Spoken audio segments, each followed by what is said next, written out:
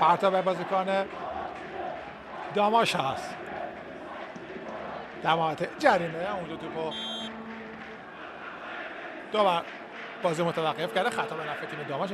ضربه آزاد غیر مستقیم اعلام میشه.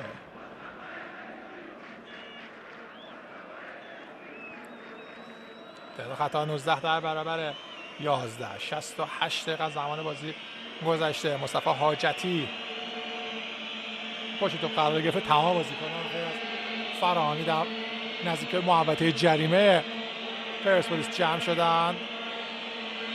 3 بازیکن در مقابل توپ قرار گرفته. حاجتی یه نفر جدا میشه. حاجتی به دهانه دروازه و گل تساوی به شکل عجیب رقم خورد. 1-1 مساوی.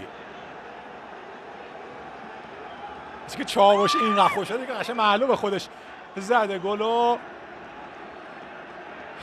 هر وقت گل میزنه یه اشاره به نیمکتشون که رو دیر به میدان فرستاده میکنه.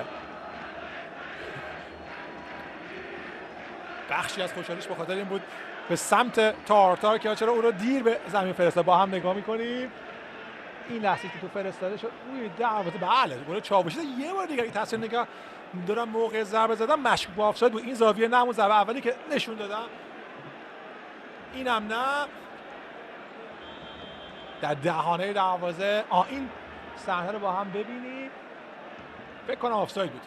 لحظه‌ای که ضربه زده شد چاوشی اینجا بله یه نیم بدن حداقل جلوتر بود و 2 گل مشکوک باید بگیم حساب کار 1-1 نگرش. این که دیگه کاملا مشخص بود.